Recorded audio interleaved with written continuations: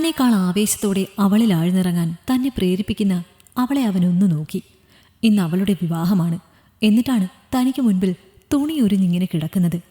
തൻ്റെ ഉയർച്ച താഴ്ചകൾക്കനുസരിച്ച് തൻ്റെ അധരങ്ങളെ സ്വന്തമാക്കി ഒരു പ്രത്യേക അനുഭൂതിയിലാണ് അവളെന്ന് അവന് തോന്നി. 3 വർഷം കൊണ്ടു നടന്ന പ്രണയം താൻ മറക്കാൻ വേണ്ടിയാണ് സ്വന്തം ശരീരം തനിക്കവൾ നൽകിയത്. ഇതാദ്യമായല്ല. പ്രണയിച്ചു കൊണ്ടിരിക്കുന്ന സമയത്തും അവൾ പലതവണ അറിഞ്ഞിട്ടുണ്ട്. പക്ഷേ ഇത് പണക്കാരനായ ഒരുവനെ വിവാഹം കഴിക്കാൻ ഞാൻ അനുമതി കൊടുക്കാൻ വേണ്ടിയുള്ള ഒരു സംഗമമാണ്. ആത്മാർത്ഥമായി തന്നെയായിരുന്നു അവളെ പ്രണയിച്ചിരുന്നത്. ജീവിതത്തിൽ അവളോളം സ്നേഹം ആരോടും തോന്നിയിട്ടില്ല എന്ന് പറയുന്നതാണ് സത്യം. എന്നാൽ പതുക്കെ പതുക്കെയാണ് അവളുടെ ഉദ്ദേശം തന്നോടുള്ള സ്നേഹമായിരുന്നില്ല എന്ന് മനസ്സിലാക്കുന്നത്.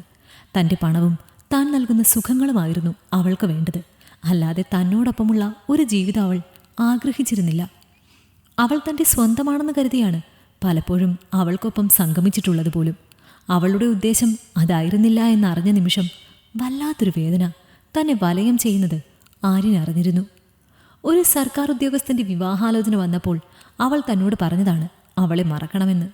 അവളുടെ വീട്ടുകാരുടെ നിർബന്ധത്തിനാണ് ഈ വിവാഹത്തിന് സമ്മതിക്കുന്നത് എന്ന് പറഞ്ഞെങ്കിലും അവളെ നന്നായി അറിയാവുന്നത് കൊണ്ട് തന്നെ ഇത് അവളുടെ നിർബന്ധത്തിലായിരിക്കുമെന്ന് അവന് ഉറപ്പായിരുന്നു. സംശയം തെറ്റിയില്ല. കൂടുതൽ അന്വേഷിച്ചപ്പോൾ മനസ്സിലാക്കാൻ സാധിച്ചു. വിവാഹത്തിന് ഏറ്റവും കൂടുതൽ താല്പര്യം കാണിച്ചത് അവൾ തന്നെയായിരുന്നു. അങ്ങനെ അവളെ ഫോൺ വിളിച്ച് ഈ വിഷയത്തെക്കുറിച്ച് ചോദിച്ചു. അപ്പോൾ ജീവിതം നല്ല രീതിയിൽ മുന്നോട്ട് പോകണമെങ്കിൽ അയാളെ കല്യാണം കഴിക്കണമെന്നും കല്യാണം കഴിച്ചാലും ഈ ബന്ധം ഒരു കുഴപ്പമില്ലാതെ മുന്നോട്ട് പോകുമെന്നുമാണ് അവൾ ഉറപ്പ് നൽകിയത്. ശരീരം കൊണ്ടും മനസ്സുകൊണ്ടും എന്നും തൻ്റെ ആയിരിക്കുമെന്നും വിവാഹം കഴിക്കാൻ പോകുന്നവന് എന്നും 2ാം സ്ഥാനം മാത്രമേ നൽകുകയുള്ളൂ എന്നും ഒരു ഉളുപ്പുമില്ലാതെ പറയുന്നവളെ നോക്കുമ്പോൾ വല്ലാത്ത പുച്ഛമായിരുന്നു തോന്നിയത്. വിവാഹം കഴിഞ്ഞാലും അവിഹിതം തുടരാമെന്ന രീതിയിലാണ് അവൾ സംസാരിക്കുന്നത്. അവൻ്റെ പണം വേണം, താൻ നൽകുന്ന സുഖവും വേണം. ഒരു മറയുമില്ലാതെ അങ്ങനെ തന്നെ അവളത് തൻ്റെ മുഖത്ത് നോക്കി പറഞ്ഞു. ആ നിമിഷം എന്തെന്നില്ലാത്ത ദേഷ്യമാണ് അവളോട് തോന്നിയത്. പക്ഷേ അത് പ്രകടിപ്പിച്ചില്ല. പ്രകടിപ്പിക്കാൻ പാടില്ലല്ലോ. വിവാഹ ദിവസം തന്നെ കാണണമെന്ന് താൻ വാശി പിടിച്ചത് കല്യാണം കഴിക്കുന്നവനോട് കുറച്ചെങ്കിലും ആത്മാർത്ഥത അവൾക്കുണ്ടോ എന്ന് ടെസ്റ്റ് ചെയ്യാനായിരുന്നു. എന്നാൽ യാതൊരു മടിയുമില്ലാതെ അവൾ വിവാഹത്തിൻ്റെ അന്നത്തെ ദിവസം തന്നെ കാണാമെന്ന് പറഞ്ഞു. വിവാഹത്തലേന്ന് എല്ലാവരും ഉറങ്ങിയതിനു ശേഷം അവളുടെ മുറിയിലേക്ക് എത്താനാണ് പറഞ്ഞത്. തന്നെ അവൾ തന്നെയാണ് മുറിയിലേക്ക് വിളിച്ചുകൊണ്ടുപോയത്. വിവാഹ ദിവസമായതുകൊണ്ട് അധികമാരും ശ്രദ്ധിക്കില്ല എന്നും വെളുപ്പിനെ എഴുന്നേറ്റ് പോയാൽ മതിയെന്നും അവൾ പറഞ്ഞു. അപ്പോഴും ഷർട്ടിൻ്റെ ബട്ടൺസിൽ അവൾ അറിയാതെ സൂക്ഷിച്ചിരുന്ന ക്യാമറയെപ്പറ്റി അവൾ കണ്ടിരുന്നില്ല. ഷർട്ട് ഹാങ്ങറിൽ തൂക്കിയിട്ടപ്പോൾ കൃത്യമായി രംഗങ്ങൾ കിട്ടുന്നുണ്ടോ എന്ന് ഉറപ്പുവരുത്തിയിരുന്നു. ആ തരത്തിലാണ് ഷർട്ട് ഹാങ്ങറിൽ തൂക്കിയിട്ടതും. പിന്നീട് അവളുടെ മുറിയിൽ അവളുടെ കട്ടിലിൽ തന്നെ കിടന്നുള്ള പ്രകടനങ്ങളെല്ലാം ക്യാമറ മനോഹരമായി ഒപ്പിയിട്ടുണ്ടായിരുന്നു. തൻ്റെ പ്രണയത്തെ ഉപേക്ഷിച്ച അവൾക്ക് എന്തെങ്കിലുമൊക്കെ ഒരു പണി കൊടുക്കണമെന്ന് തീരുമാനിച്ചതായിരുന്നു. ഇനിയുള്ള കാലം ഇവളെ കൊണ്ട് ജീവിക്കാമെന്നാണ് ഇപ്പോൾ തീരുമാനിച്ചിരിക്കുന്നത്. എല്ലാം കഴിഞ്ഞ് അവളുടെ വീട്ടിൽ നിന്നും പുറത്തേക്കിറങ്ങി നടക്കുമ്പോൾ ക്യാമറയിലെല്ലാം കിട്ടിയിട്ടുണ്ടാകുമോ എന്ന ടെൻഷൻ മാത്രമായിരുന്നു അവൻ്റെ മനസ്സിൽ നിലനിന്നിരുന്നത്. അവൻ പെട്ടെന്ന് വീട്ടിലേക്ക് ചെന്ന് ക്യാമറ ലാപ്ടോപ്പുമായി ഘടിപ്പിച്ച് എല്ലാ വിഷ്വലും കൃത്യമായി കിട്ടിയിട്ടുണ്ടോ എന്ന് നോക്കി. നല്ല HD ക്ലാരിറ്റിയിൽ എല്ലാം കിട്ടിയിട്ടുണ്ട്. അതുകൊണ്ട് ഇനി പേടിക്കാനൊന്നുമില്ല. വേഗം വീഡിയോ മറ്റൊരു ഫോൾഡറിലേക്ക് കോപ്പി ചെയ്ത് വെച്ച ശേഷം അതൊരു പെൻഡ്രൈവിലേക്കാക്കി അതൊരു ഗിഫ്റ്റ് ബോക്സിലാക്കി കയ്യിൽ വെച്ചു. അവൾ കല്യാണത്തിന് ക്ഷണിച്ചിട്ടുണ്ട്. എന്താണെങ്കിലും പോകണം. വിവാഹ പന്തലിലിരുന്ന് അവളുടെ താലികെട്ട് കാണുമ്പോൾ ഒട്ടും തന്നെ വേദന തോന്നിയിരുന്നില്ല. ഇങ്ങനെ ഒരുത്തി തൻ്റെ ജീവിതത്തിലേക്ക് കടന്നു വരാത്തത് തന്നെയാണ് നല്ലത് എന്ന് ആ നിമിഷം തോന്നി. ചിലപ്പോൾ താനില്ലാത്ത സമയത്ത് മറ്റാരെങ്കിലും കിടപ്പറയിൽ വിളിച്ചു കയറ്റാൻ പോലും അവൾ മടിക്കില്ല. അത്രയ്ക്ക് വൃത്തികെട്ട സ്വഭാവമാണ്. അങ്ങനെ ഒരുത്തി തൻ്റെ ജീവിതത്തിൽ നിന്ന് പോയത് എന്തുകൊണ്ടും നല്ലതാണെന്ന് കരുതിയത്. വിവാഹപ്പന്തലിലേക്ക് കയറി വധുവിന് മുഖത്തൊട്ടും തന്നെ കുറ്റബോധമില്ല. കയ്യിൽ കരുതിയിരുന്ന ഗിഫ്റ്റ് ബോക്സ് അവളുടെ കയ്യിൽ കൊടുത്ത് ഭർത്താവ് കാണുന്നില്ലെന്ന് ഉറപ്പുവരുത്തി അവളുടെ ചെവിയിൽ പറഞ്ഞു, നീ മാത്രമേ ഇത് കാണാവൂ. അവൾ സമ്മതിക്കുകയും ചെയ്തു. ഇത് കണ്ടതിനു ശേഷം ഉടൻ തന്നെ വിളിക്കണം. എന്താണെങ്കിലും ഇത് കാണുമ്പോൾ നീ എന്നെ വിളിക്കും, അതെനിക്കറിയാം. എങ്കിലും ഒന്നുകൂടി പറഞ്ഞെന്നേ ഉള്ളൂ. ചെറിയ ചിരിയോടെ അത്രയും പറഞ്ഞ് അവൻ പന്തലിൽ നിന്നും പുറത്തേക്ക് നടക്കുമ്പോൾ കാര്യം അറിയാതെ അവൾ അവനെ തന്നെ നോക്കി നിന്നിരുന്നു. അവളോടുള്ള ദേഷ്യം സദ്യയിൽ കാണിച്ചില്ല.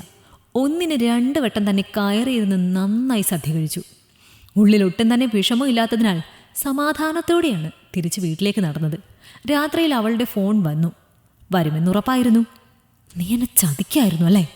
ദേഷ്യത്തോടെ അവൾ ചോദിച്ചു. അപ്പോൾ നീ എന്നോട് ചെയ്യുന്നതിൻ്റെ പേര് എന്താ? ഒന്നും അറിയാത്ത ചെറുപ്പക്കാരനോട് ചെയ്യുന്നതിൻ്റെ പേരെന്താ? നിനക്ക് കുറച്ചെങ്കിലും മനസാക്ഷി ഉണ്ടായിരുന്നെങ്കിൽ കല്യാണ ദിവസം തുണിയുരിഞ്ഞ് എൻ്റെ കൂടെ കിടക്കുമായിരുന്നോ? അവനോടും എന്നോടും നിനക്കൊരാത്മാർത്ഥതയുണ്ടായിരുന്നില്ല. നീ എന്നും പ്രണയിച്ചത് പണത്തെ മാത്രമാണ്. നിനക്കെന്തെങ്കിലും ചെറിയൊരു പണി തന്നില്ലെങ്കിൽ ഞാനൊരാണാണെന്ന് പറഞ്ഞ് നടന്നിട്ട് എന്തെങ്കിലും കാര്യമുണ്ടോ? നീ ഇപ്പോൾ കണ്ടത് ഞാൻ കോപ്പി ചെയ്തെടുത്ത വിഷ്വൽസാണ്.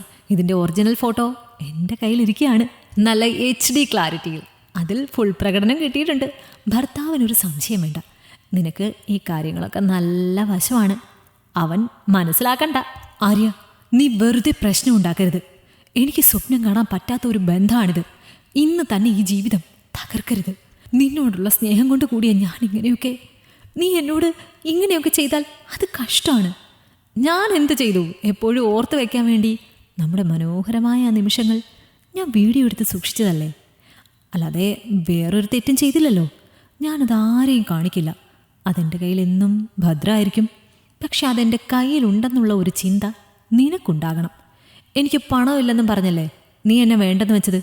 ആ പണം എനിക്ക് നിന്നെക്കൊണ്ട് തന്നെ ഉണ്ടാക്കണം. അതുകൊണ്ട് ഇനി ഞാൻ പറയും, അതനുസരിച്ച് നീ കേൾക്കും. എനിക്ക് പണം ആവശ്യമാണ് എന്ന് തോന്നുമ്പോഴൊക്കെ ഞാൻ നിന്നെ വിളിക്കും. നീ എവിടുന്നേലും അത് സെറ്റ് ചെയ്ത് തരണം. അതിപ്പോൾ ഏതെങ്കിലും ഒരുത്തൻ്റെ കൂടെ കിടന്നിട്ടാണെങ്കിലും എനിക്ക് കുഴപ്പമില്ല. പിന്നെ ആദ്യമേ ഞാൻ പറയാം, അങ്ങനെ വല്ല രീതിയിലുമാണ് നീ പൈസ ഉണ്ടാക്കാൻ നോക്കുന്നതെങ്കിൽ അതിനുള്ള ആളെയൊക്കെ നീ സെറ്റ് ചെയ്തോണം. ആ പണി കൂടി എനിക്ക് തരരുത്. നീ എങ്ങനെ പൈസ ഉണ്ടാക്കുന്നു എന്ന് എനിക്കറിയത്തില്ല. എനിക്ക് പൈസ വേണമെന്ന് തോന്നുമ്പോൾ നീ അത് തന്നിരിക്കണം. അതിലെന്തെങ്കിലും ഒരു ഉദാസീനത നീ കാണിച്ചാൽ ഇതിൻ്റെ കോപ്പി ഭർത്താവിൻ്റെ കയ്യിലെത്തും. അത്രയേ ഉള്ളൂ, വേറെ പ്രശ്നമൊന്നുമില്ല. പണമില്ല എന്നുള്ള കാരണം കൊണ്ടല്ലേ നീ എന്നെ വേണ്ടെന്ന് വെച്ചത്? ഏതായാലും നീ രക്ഷപ്പെടുവാണെങ്കിൽ കൂട്ടത്തിൽ ഞാൻ കൂടി രക്ഷപ്പെടുന്നതിന് നിനക്ക് എന്തെങ്കിലും വിരോധമുണ്ടോ? അത്രയും പറഞ്ഞ് അവൻ ഫോൺ വെച്ചപ്പോൾ എന്ത് ചെയ്യണമെന്ന് അറിയാത്തൊരവസ്ഥയിലായിരുന്നു ആ നിമിഷം ലാവണ്യ. ഈ കഥ നിങ്ങൾക്കിഷ്ടമായെങ്കിൽ ലൈക്ക് ചെയ്യൂ. നിങ്ങളുടെ അഭിപ്രായങ്ങൾ കമന്റായി രേഖപ്പെടുത്തൂ. കൂടുതൽ കഥകൾ കേൾക്കാൻ ഈ ചാനൽ സബ്സ്ക്രൈബ് ചെയ്യൂ.